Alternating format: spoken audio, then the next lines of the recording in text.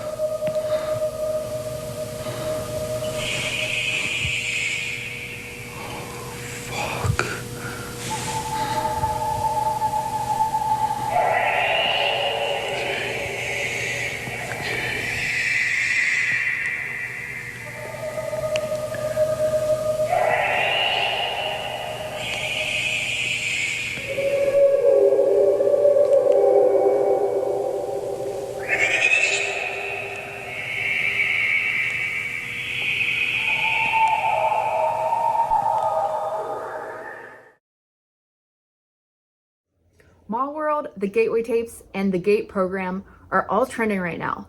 But we all know that things don't go viral if certain people don't want them to. So my question is, why? On the surface, these things don't seem all that bad or all that dangerous, right? The Gate program, for example, is just a program for gifted and talented kids. The Gateway tapes are a tool to expand consciousness. Mallworld is a place we all remember dreaming of. So what could be so wrong about them? Today, I'm going to paint a picture of things that we might need to look out for when binging this kind of content. So let's get into it. First of all, a lot of people probably discover Gate before they get into the Gateway tapes or Mallworld. I could totally be wrong on that, but this was my experience because the Gate program was a gifted and talented program. And a lot of people who were in that program only had their memories start coming back to them when they were reminded of the Gateway tapes. That's how it was for me anyway. I saw a Gate video a few months ago, and then in the video, the creator played the Gateway tapes, and I had all these memories rushing back, and I had this feeling of dread. So I decided that, hey, maybe I should start listening to the Gateway tapes and see if anything else comes up. Because I wasn't sure if I had actually listened to them in childhood or not, but when I listened to them again as an adult, I definitely remember him telling us to put ourselves in the box. I only discovered Mallworld recently because it's trending on TikTok right now. And now they're starting to rope Gate kids back in the conversation. Mallworld, if you don't know what that is this phenomenon where people remember going to the same place in their dreams. Apparently, Mallworld has an impending tsunami, highways that go nowhere, a warehouse, a really disgusting bathroom, an airport, parking garage, a mall, if I didn't already say that, and probably some other things that I'm forgetting. But those are the things that stick out to me the most. And I want to talk a little bit about those things in particular today, because when it comes to our dreams are very symbolic. Our dreams can also be an indicator of our vibrational or emotional state. So just using a little bit of discernment here, I would like to explore the very practical aspects of what we're seeing in Mallworld. First of all, we're seeing a mall. And I can't think of anything more symbolic of a fractured sense of identity than a mall. So when I say fractured sense of identity, people might think I'm reading too much into that, but I'm going to get to a point in a second. So hear me out. But malls are all about consumerism. And why do people buy things? They buy things because they want to feel a certain way. For example, if I want to be looked at as a person who is successful, I'm going to buy myself a pair of Ray-Bans or a Rolex watch. If I want to be perceived as the cool hippie chick, I'm going to go shop at a cool hippie store. If I want to be perceived as an athlete or businessman, I'm going to go to the sports store, or I'm going to get a business suit. Now, I understand that some things we buy for our survival, food, for example, but most things that we buy, whether that is clothing, whether that is hair products to make ourselves feel better or look better for the opposite sex, even things like lotion, so we'll smell better or our skin will be softer. They often have an underlying motivation behind them. So to me, malls represent trying on different identities. And that is going to bring me back to the GATE program. I don't hear a lot of other creators, or I haven't heard actually anyone talk about this yet, but I found out recently that GATE kids have a disturbing amount in common with Monarch slaves or victims of Monarch programming. If you don't know what Monarch programming was, I have a playlist for you on here. So I recommend starting at the beginning, but a quick definition for you is that Monarch programming is an alleged offset of MK Ultra. MK Ultra was experiments that the government was doing on unsuspecting citizens, like putting LSD in their drinks and basically tracking human behavior and experimenting on people who we, like SEX workers and things like that, like people who were in jail or prison, people that we wouldn't miss. So they were doing experiments on consciousness in a lot of cases. And then they stopped because it was unethical. And then a lot of people think that they continued it with Monarch programming. So Monarch programming is also something that is talked about in a book I always reference. This book is called The Illuminati Formula Used to Create an Undetectable Mind Control Slave by Cisco Wheeler and Fritz Springmeier. It came out in the 90s and it is based on thousands and thousands of testimonies from victims and ex-programmers. So take that with a grain of salt because it's all alleged, right? Stuff that's coming from alleged programmers and alleged victims, okay?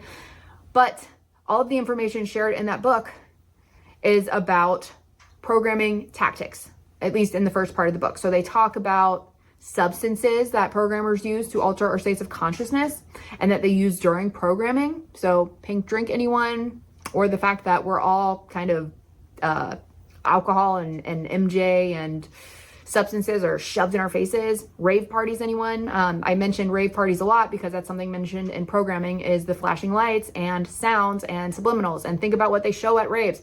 How come every rave I go to that has music and flashing lights on screen also has images of war and beautiful images, but also very devastating images, bombs, just something that's sticking out in my mind a lot when I think of imagery I've seen at raves, right? So it's like world events or apocalyptic type events, maybe it's world hunger, stuff like that. So if we are being programmed to look at that stuff, the point of programming is to put something in our subconscious. So we use our creative abilities and potential to create it. Because now if we're going to get really esoteric and go back to like, why is there a spiritual war in the first place? Why would they be targeting people in the first place? It's because this is a spiritual war. So if archons or Nephilim or demons and disembodied spirits are real, which they are, if you know, you know, okay, especially if you've listened to the Gateway tapes, you probably know.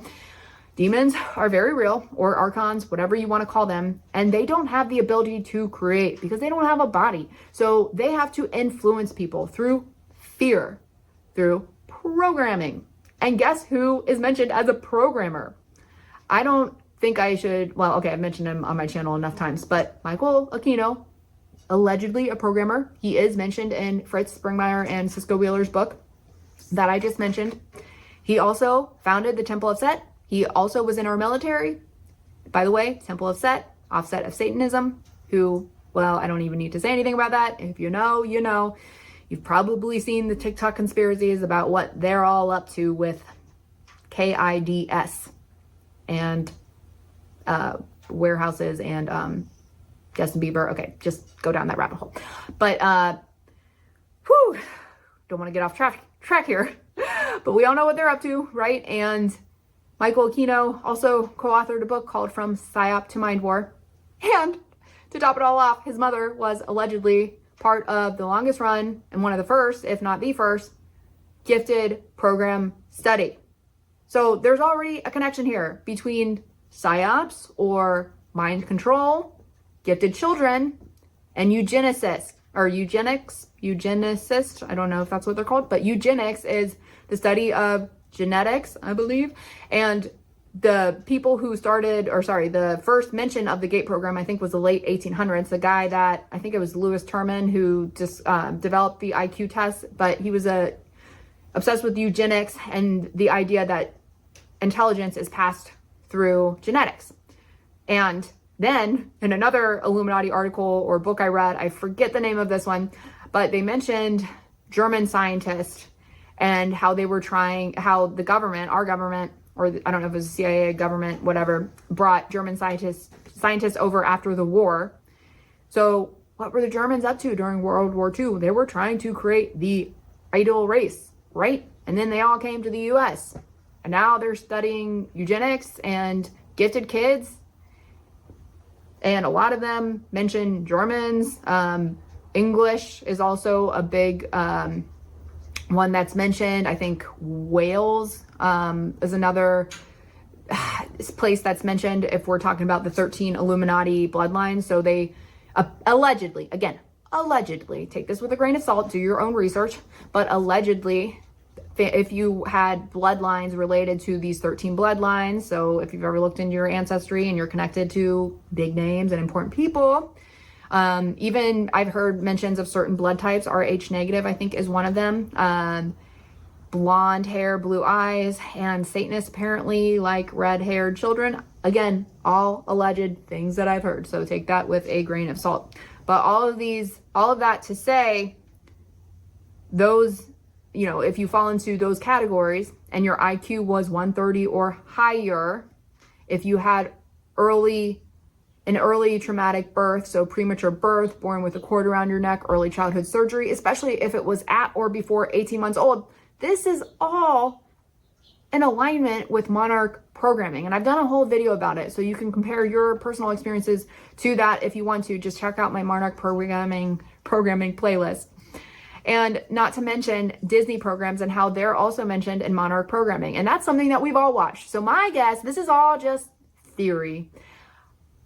But would it be so far-fetched to think that someone like Michael Aquino, who is mentioned by Springmeyer and Wheeler as a programmer, not to mention he was sued sometime in I think it was the 90s, and kids mentioned seeing him, and I don't know if it was his wife or somebody else, they mentioned seeing him at certain very bad scenarios where little people were involved. So you can look that up, the lawsuit against him, and then use your own discernment on that.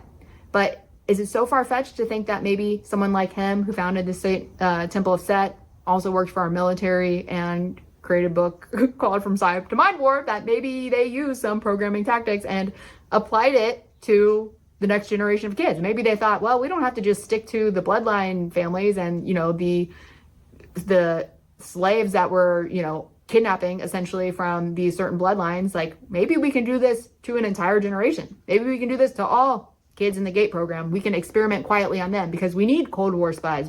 China's doing it. Russia's doing it. Why doesn't America have spies yet? Okay, so chop chop. Let's get these kids, make them listen to the Gateway tapes, make them have an out-of-body experience. And then we're going to distract them and use their energy, and we're going to funnel them into military. We're going to funnel them into CIA, intelligence agencies, into tech, into entertainment, because all of these things influence a generation, and we need to control these kids because they've already shown signs of intelligence and free thinking abilities, right?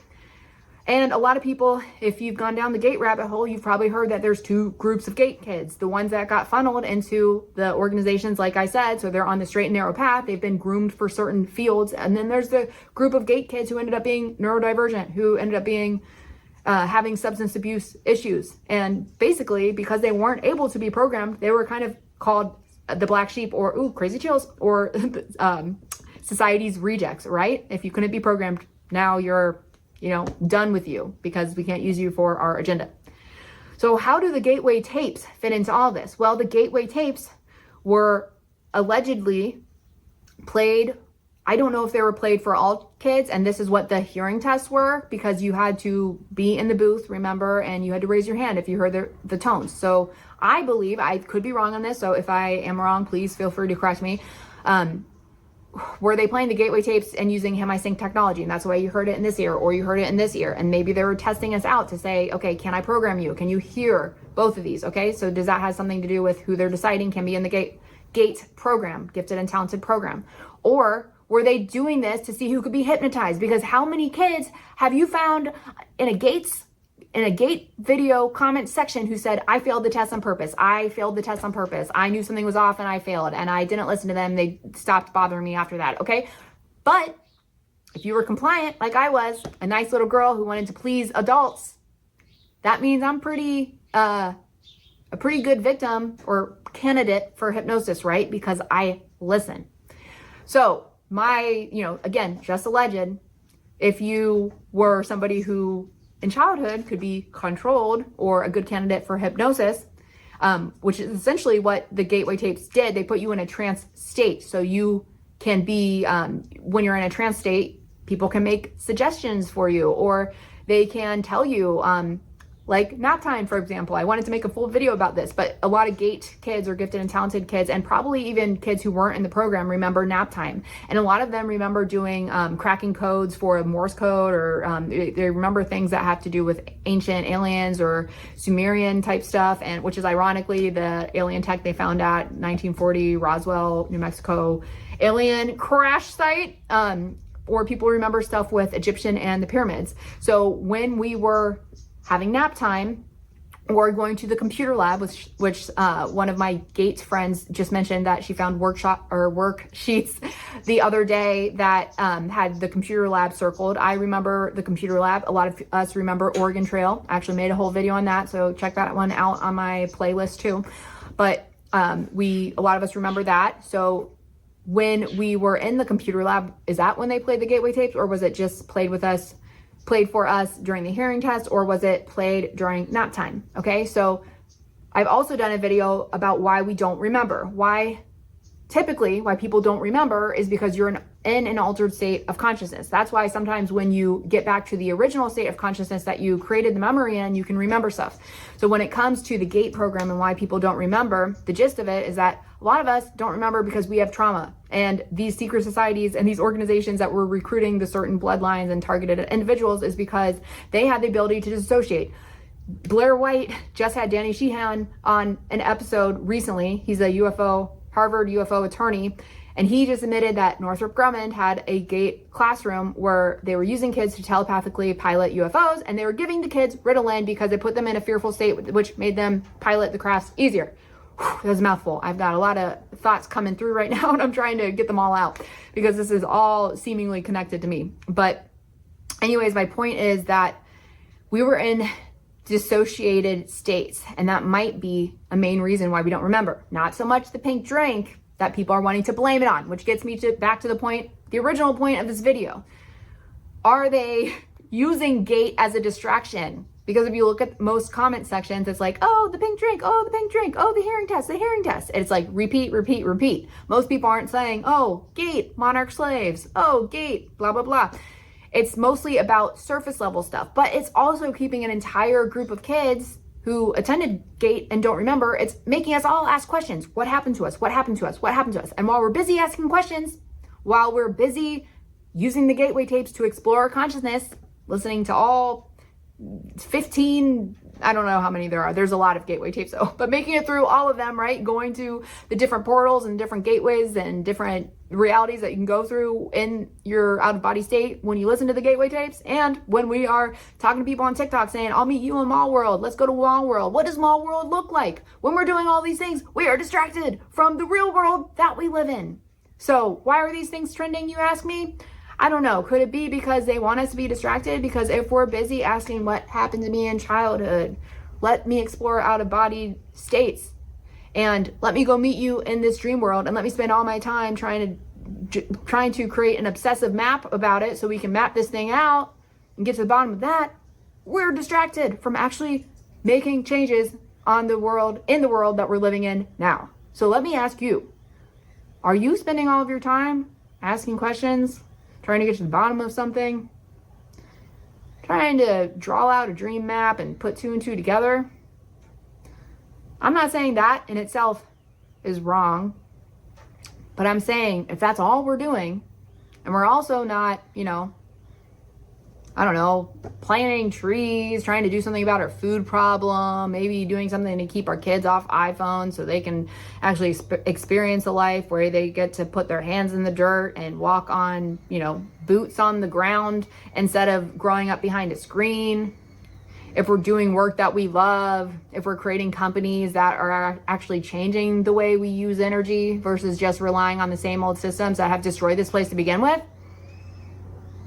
Well, unless you're doing that, then you're probably not really part of the solution. You're part of people who could be the solution but are being distracted. Why do you think they're targeting GATE kids, the world's brightest minds? The ones who could actually put our heads together and do something. And that is why in my videos, I always leave you with tools to reprogram your consciousness. It's not just about getting to the bottom of something around here. It's what are we going to do about it now? And that is why I teach human design, because human design is a literal genetic blueprint. That is why I teach astrology, because if the elite organizations if the head of NASA is working with Aleister Crowley, who's the father of Satanism and the occult world, if they're doing rituals during certain astrological portals to call spirits in or call whatever in and make things happen, if Lady Gaga is allegedly doing rituals on the eclipses and then figures that are very important and impactful in this world are, dropping DEAD a couple weeks later, right after the ritual took place, allegedly. If they're using these things, what does that tell you? Maybe you should learn about it too. And there's a reason why most people only know about your sun sign in astrology, because like the elites do, they give you a little seed and most of you are just gonna be satisfied with that. You're not going to dig deeper because A, you probably don't have time unless you're like me. You're just so lucky to have enough free time to actually go down all these rabbit holes. Or B, you're just going to be so distracted with everything else that's in your face. You're not even going to think about looking this stuff up. But I've made it my life's work to look this stuff up for you and for myself. And it is the few things that actually saved my life and helped me reprogram. So human design is the genetic blueprint that also looks at your auric field and how you are prone to conditioning where other people can feel your energy. And it also tells you your incarnation cross. I'll use myself as an example. I'm a right angle cross of laws, which explains why I'm so obsessed with creating a new earth and creating new systems, right? And then we have astrology. So astrology looks at your personal patterns. It goes beyond the sun sign astrology that most people are like, how can two Libras be quite alike? We're obviously different. So now I don't believe in astrology because I only know about sun sign astrology. Okay, well, we also have a moon sign, your emotions. You've got a Mars sign, how you take action. You've got an asteroid Chiron, which represents your healing. You've got Lilith, which is the part of yourself that you disown. You've got Jupiter, which is blessings. You've got Saturn, which is karma, relationship with men. You've got Uranus, which is shocking changes. I could go on and on. Neptune, what we're dissolving in this lifetime. So we all have different planets interacting with our personal chart. And as the planets transit every single day, every single minute on the hour, they're transiting through different parts of our chart, which our soul was very intentional about. We decided to incarnate in this world with, at an exact time. So there's neutrinos from the stars, from the atmosphere emitted from the stars and the sun that are literally being absorbed by our bodies. Neutrinos are particles of information. They're light particles. Light carries information. So that's what we're trying to do on this channel, bring things to light. So through studying and understanding your own human design chart, your own astrology chart, you can start to live in tandem with those cycles, and you can use them for your advantage rather than just being a dust in the wind that's just going wherever the wind takes you, wherever the tsunami in Mallworld takes you, right? So you get to start being in control of your experiences. And I also teach ESP development. I have a course available in my description, and I'm so passionate about that because that will teach you how to own your energy. Teaches you about Kundalini awakening if you haven't heard about what that is. It teaches you a little bit of intro information about the chakra systems. A little bit of information about human design is in there, and how we can develop our ESP so we can start to be more in control of our experiences. And I even include a guided audio that teaches you how to remote view. Why might you want to remote view? If we ever have an internet blackout, I've been able to use remote viewing to find my missing dog, to help my friend find their missing car. There's even groups of psychics who help police officers find missing persons through remote viewing and discussing with other people, and then bringing their clues that they receive while meditating or while doing remote viewing. They bring that all together. And then there's people that work for our actual government, psychic spies who do remote viewing. So remote viewing is a skill I believe everyone should have. And I believe that in, when the aliens come, like I think there's other civilizations that can all remote view. And that's why you don't need things like cell phones, because you just kind of like instantly think of somebody and then they appear and you know what they're doing. You can check on them. So that's kind of like, I believe, the society that at some day we will have. Maybe that is 100 years in the future or more than that. I don't know. But I think if you can learn those skills now, anyone is capable of them. But there's so many things that we have to peel back the layers. So I even include a daily habits tracker for you in my ESP course, so you can start to look at your own habits and what's keeping your vibration low. Why, like, where are you being stuck in programming? And I'll just use myself as an example again. I used to be afraid to explore out-of-body states and lucid dreaming because I was a drinker, I was a smoker, I did all the things that are considered lower vibrational that you do when you're in lower states of consciousness, which is fear, guilt, shame, sadness, depression, anxiety. I was diagnosed with every mental illness under the sun, which is, to me, just lower vibrational states of consciousness and loops that you can't get out of because you're not provided with tools. But the second somebody taught me some tools to connect and to break out of these cycles, like, I started to thrive, and my mental illness, which was supposed to be something I would have for life, went away. So this stuff can be overcome. But when we keep ourselves, when we call ourselves certain things, we keep ourselves stuck in these labels. And then if we, say things like, well, I need like the MJ because like it helps me sleep every night. And like, we don't even question. I mean, it's one thing if it's helping you, okay, you're living your best life, you don't have pain, you don't have anxiety, you got money, you're living your best life and your best dreams, you're an active member of society, not just sitting on the couch eating Cheetos, wishing you had motivation to do stuff. If you're that kind of person, then all the power to you. But if you're a person who's using it as a way to distract yourself or to cover up pain, and you're not looking at other holistic ways to heal that, and you're relying on a pill or something, I hate to say this, this is just something I learned for myself, but like, I wasn't living up to my full potential, and I had no idea what my full potential was, because there are organizations and people who are trying to program us so we never find out. So that's why I'm passionate about helping people break out of these labels and this conditioning. So I have several tools for you. I even have a moon calendar. I'm starting to make them every month. So I'll have a November calendar too. My light just went off, so I gotta go inside and eat dinner, but I also have a moon calendar, which will help you track your own personal cycles as well. It shows you how to look up your moon and the planets that are interacting with the transiting moon every day. And it has journal prompts. So these are all tools designed to help you reprogram your subconscious and break out of these cycles. So what do you guys think? Is there anything else I want to talk about? Hold on. Before I go, one last thing about Mallworld. I also heard somebody explain that Mallworld is one of the lowest levels of consciousness in our dream state. And it goes back to what I was just saying about our potential as human beings. When we're in lower states of consciousness and we're focused on things like Mall, which is all about identity and altars, and then we're focused on some other symbolism. I don't know if I mentioned this or not, but like toilets and elimination of waste. So we're not, AKA elimination of lower density emotions, and parking garages, meaning that our goals are on hold, on pause. Warehouse, which means we might feel empty. Think about what warehouses represent. Like, they're very symbolic for emptiness and not living up to our potential.